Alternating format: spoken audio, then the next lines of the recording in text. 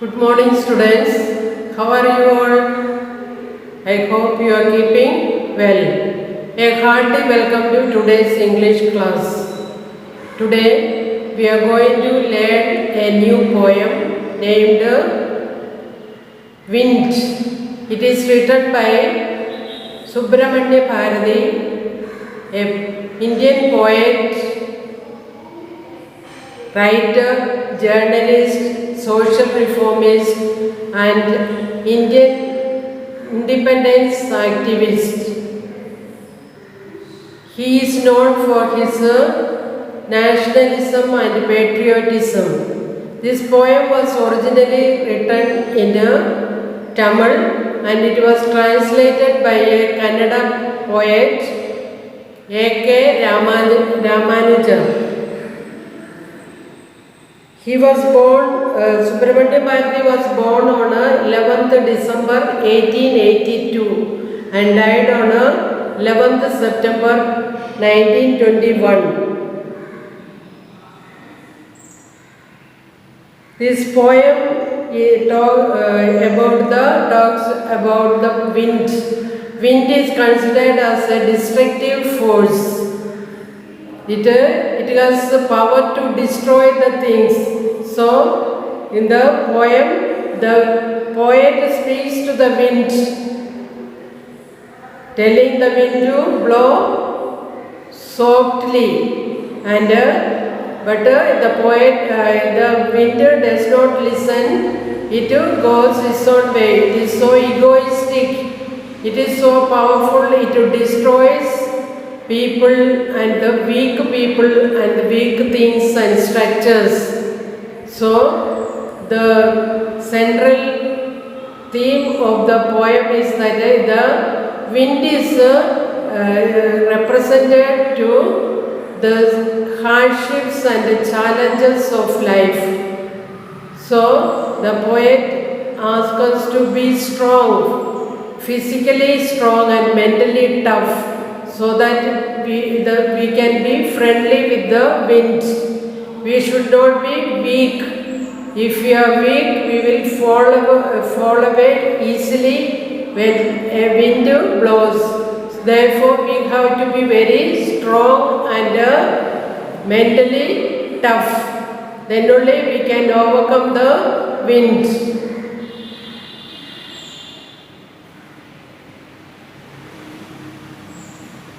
Students, take the textbook, page number 30. Wind. The wind blows strongly and causes a lot of distraction. How can we make friends with it? Wind, come softly, don't break the shutters of the windows, don't scatter the papers, don't throw down the books on the shelf. There, look what you did. You threw them all down. You tore the pages of the books. You brought rain again. Actually, this is 22 lines poem, but it is not divided into stanzas. But we can divide it according to the theme that is given. The first part, first 4 lines, the poet is asking the wind to come softly and describing the power of the wind. Wind comes softly. Don't break the shutters of the windows.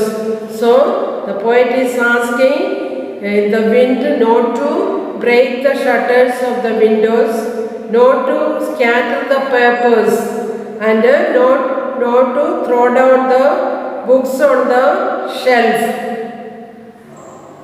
So, the poet depicts the distraction caused by the wind in these 4 lines. There, look what you did, you threw them all down. Now the poet is speaking to the wind like a human person. He says, there, look what you did. You is used and speaking to the wind. When the inanimated thing, non-living thing is treated as a living thing, we call it personification. It is a poetic device used by the poet, personification, the treating of the non-living thing as a living thing.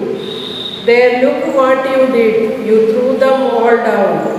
You tore the pages of the books. You brought rain again. So, in the first part it is said breaking the wind breaks the shutters of the windows and scattered the papers and threw down the books on the shelf. Not only throwing down the books on the shelf, but it also tore the pages of the books and also brought rain again. Here rain is considered as something destructive because through the shattered windows the rainwater enters home and it is doing harm for the people who are living in it.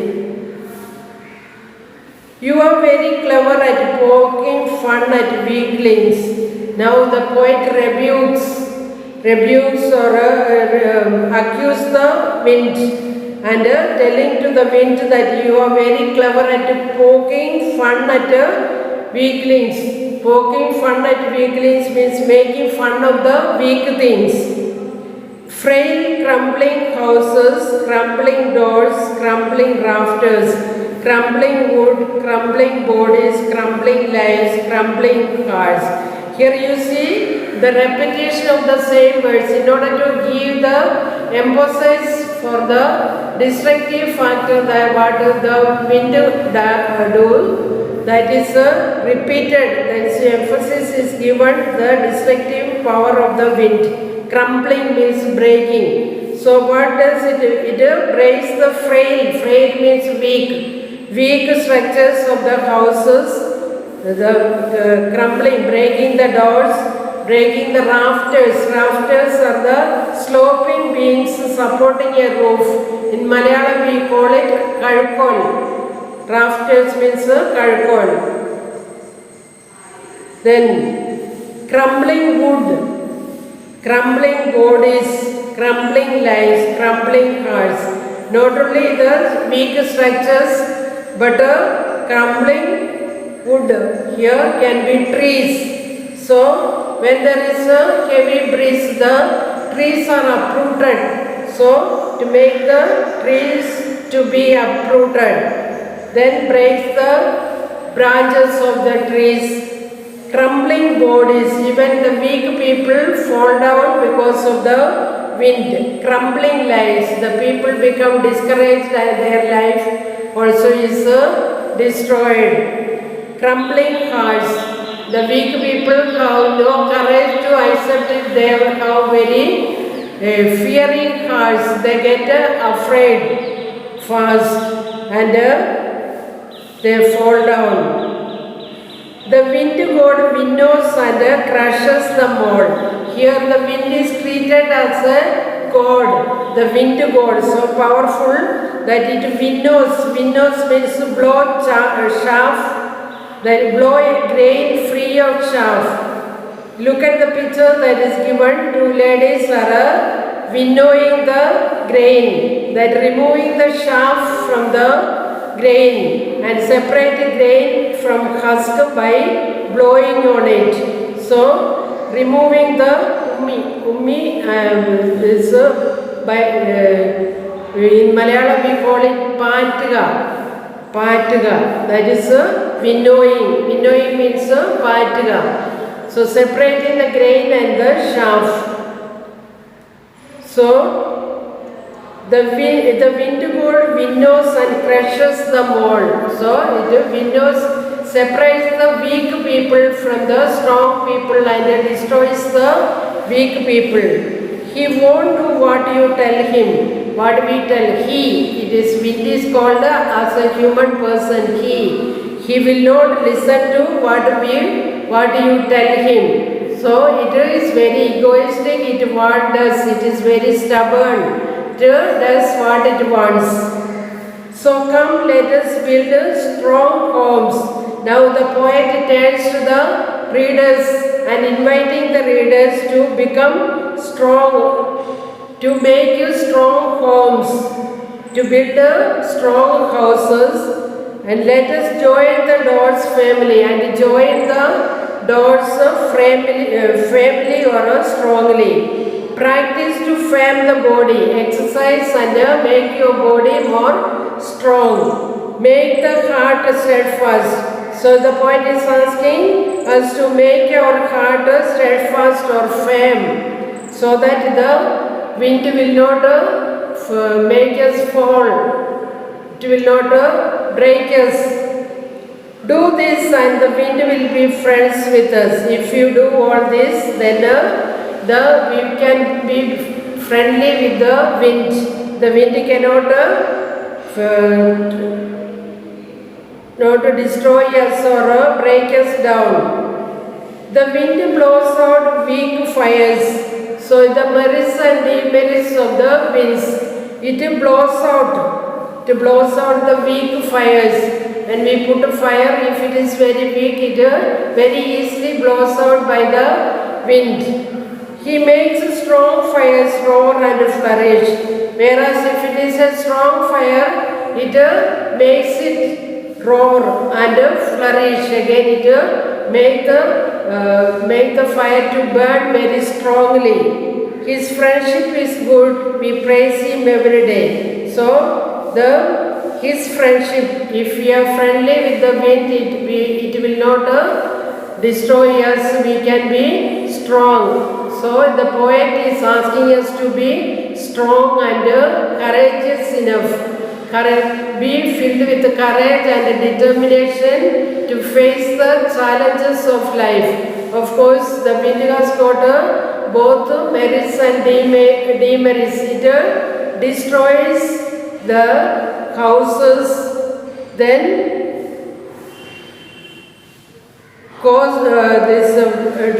breaks the electric post and uproot the trees, bring down lives, frighten the sailors and fishermen, and the merit or positive things what it brings rain and make the climate pleasant. Wind energy is used to generate electricity. So all these are positive points.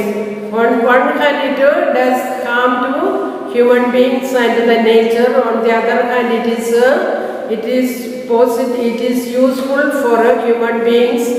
It brings rain and it cools down the climate and brings out a pleasant climate. And wind energy can be used for generating electricity.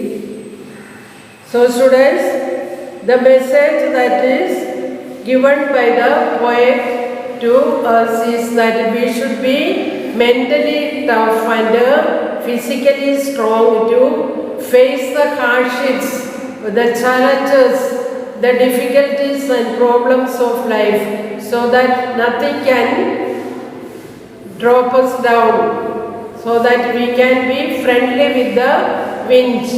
So if we are strong, nothing can falter us.